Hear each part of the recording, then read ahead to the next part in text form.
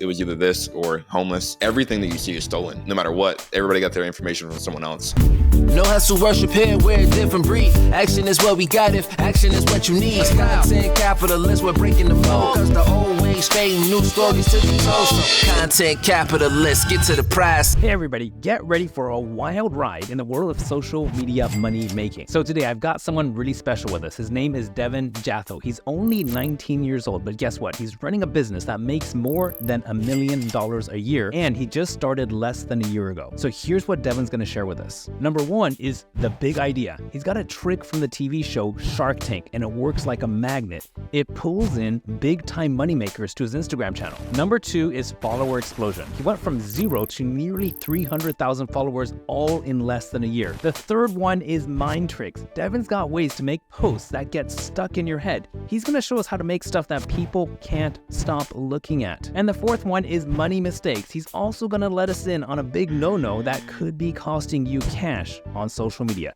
So are you ready to turn your posts into profits? Let's dive in. This is where you learn to make your social media shine and your bank account grow. So stick with us, unlock the secrets, and let's start building your empire today. From the looks of it, you're super young. From the looks of it on social media, you're super successful.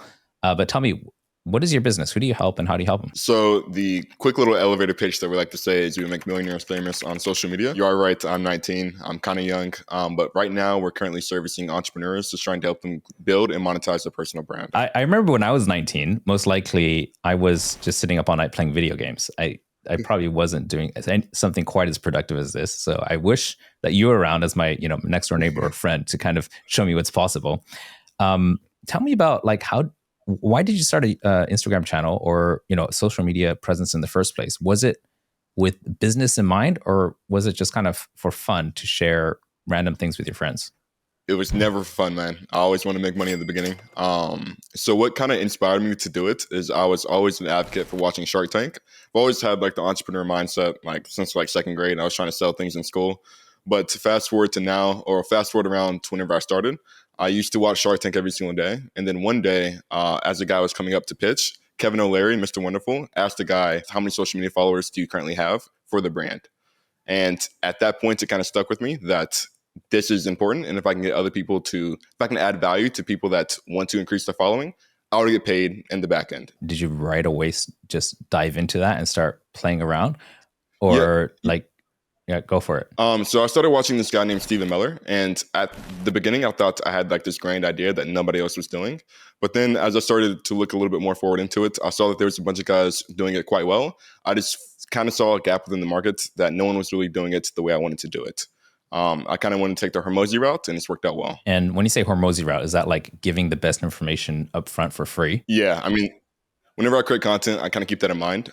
My whole ordeal is to build up enough positive reinforcement. For the level of quality that you're doing right now, could you give us a ballpark, what's one video? I don't pay anybody by the hour. I don't care how long it took. I don't care what you had to do to get it done. All I care about is that you got it done. My videos typically take around 12 to 16 hours to edit, including the revisions. For that, you're going to need to pay a prettier penny, and then as well as the quality of my video. I would say for my style of video, I would crack off maybe $75 at the minimum. If you want it completely hands-off, if you find someone really good, I would say $125 would probably be the standard rates for my quality. That's what I build my business on, is my quality of videos. If you just scroll through TikTok right now and you would see none of the videos that look like mine, I would say a good price for a decent editor would be anywhere from $20 to $30. And I think that would be completely fair, assuming that they're overseas. There's so much talk nowadays. A lot of other people do this. Just about, hey, here's 20 viral hooks. Here's this hook and that hook. Do you think that this is going to continue to be paramount to engagement? Do you see any shift in the landscape where there's other things that are going to be more important than just,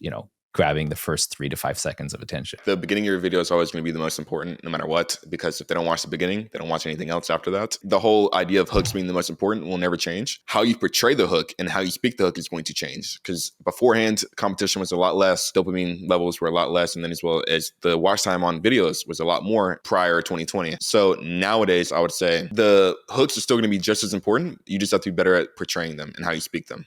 And it's going to have to speak to an emotion rather than just being, here's my secret way on how to get more views. And how do you balance that? There's the hook and the structure of your video. Someone could be a total dead energy kind of person, but have great structure. But then you've got other people who say stupid stuff, but with so much more character. Are you seeing difference in your stuff or in your client stuff? I think just going for the balance, what information you're giving, then who you're speaking the information to. Jordan Peterson will typically be speaking to a more educated human being. And for that, they're probably going to have a little bit of a better attention span than someone that's a little bit less educated that just wants comedy videos. I think it just depends on what audience you're trying to attract, and you will attract whoever you are. Tell me about when you first started posting stuff. Friends, family, mom, dad, cousins, school mates. What was their general reaction? Like supportive? A few people just calling you a clown, like wannabe. Tell me about that. I mean, I didn't really have any negative backlash other than like my friend groups. Family always knew that like they were a little bit disappointed that I wasn't going down like the normal route like every other parents. They always knew that it was either this or homeless. So we're kind of at terms with it. So they weren't necessarily this or supportive. homeless. Yeah, this or homeless. How does that work? They tried for the past 5 years to get me to start paying attention to school and stuff like that. Wasn't happening. They pretty much gave up and said, you know what, whatever he does, he does. So parents was good. It put the burden of performance onto you to actually make it work. Because if you did this and it didn't work and you have everyone that followed you beforehand, like I had 700 people following me from school, like real life people that like saw me post this random stuff that was kind of weird to them, and especially unknown. They know me as Devin, not as a content guy. So I look at it as just like a burden of performance. If this works out, it's like, okay, everything's all good. If it doesn't work out, then I will get clowned. Let the results speak for themselves, right? It's interesting. My brother did the same thing. When he started, he was on Facebook and all his friends were like, hey, who are you trying to be an influencer or whatever? And what he did to just block out the negativity was he said, I'm going to just do something completely new where my friends are not. And that was YouTube. And he just switched platforms because he just didn't want any of the past drama and history following him. And that's when he was able to focus on his content. And it's so important to have the right people occupy your attention at any given time. Otherwise, you're just going to go off in a random direction. Here's something I'm curious about. AI. There was probably a time where you didn't have it. What has changed as a result of that? I would say transcription tools. I would say it's probably the easiest thing that I utilize the most whenever it comes to AI. I use dovetail.com, I believe it is, or .app, something like that. And it transcribes videos for me. Personally, I'm a big believer in not throw shit at the wall. Don't try to reinvent the wheel. Look at what's working and then try to imitate it and make it better. So if I want everyone to take inspiration from another video, upload it to Dovetail, gives me the transcript. I can sit there and look at the script. Why did this perform well? What is the pattern within the script? Cool. Take the pattern. Now script it out yourself. I've seen your content go out. And then I saw about 5 or 6 other people literally rip you off. Almost word for word. Same graphics, different colors pretty much, and different face. How do you feel when that happens? To be honest with you, there was a guy named, I think his name is Bu's Brain. I mean, he created the concept. I mean, it was a lot different than my video, but he created the concept of like having the different subtopics. So it's more so like a roadmap rather than the visual that I created. But like everything that you see is stolen. No matter what, everybody got their information from someone else. So it's just like if somebody else takes my information, it's just I don't necessarily care. I mean, I think that my video performed better than all of theirs. If their videos perform better than mine, then I might get a little bit emotional about it. But until that happens, it doesn't really matter to me. Dude, you're such a Kobe.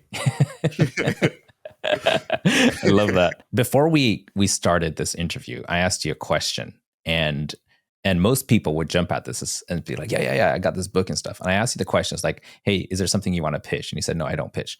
Tell me about your philosophy around that. And I know we touched on it lightly with your clients wanting to pitch everything and change, but let's go a little bit deeper. You seem to have this level of confidence where you're like, my content will do the work for me and it will show up for me and I will not have to pitch. Could you kind of walk me through the philosophy and how you came upon this? I've never been a sales guy. I'm pretty decent at it, but it's just not something I've ever done. Like even the people that I get on a sales call, like I just have a pitch deck and it's just like, we'll run through the presentation. Sound good? Yay, nay, no? Okay. Have a nice day, man. Nice talking to you. I'm not one to handle objections, so that's just always been me. Now, I will say the philosophy came from, I never bought from somebody that asked me to buy. It's just more so I have trust within this person on whatever I bought will be valuable. And I think that's the main thing that I focus on, that my philosophy. If I build up so much pre-assumption towards the value that I will provide, if I give you 18 different videos that all add value to your life, then it's kind of like looking at it from the viewer standpoint. Well, if I got this much value out of the free stuff, what the fuck is in these paid stuff? Because that's exactly what I think whenever I watch other guys' stuff. So I just look at what I bought and why I bought it. And then, cool. How can I sell to more people like me? Hey, you made it all the way to the end of the video, and I hope that there was something valuable in here that you can use right away in your content creation journey. By the way, if you want to listen to the full uncut version, there's 2 ways to do it. Number 1 is to click this card right around here, where it's going to link to my other YouTube channel, where there's going to be the full-length videos completely in there. And you could have that longer, in-depth conversation. Also, down below, if you'd rather listen to the full-length versions, then there's going to be links to your favorite podcast platform. As always, don't forget to share this with somebody who'd appreciate it. and give this a thumbs up if you enjoyed the video. All right, that's it. I'll see you next week. No hustle, worship here, we're a different breed. Action is what we got if action is what you need. Content capitalists, we're breaking the mold. Cause the old ways fading, new stories to be told. So content capitalists, get to the prize.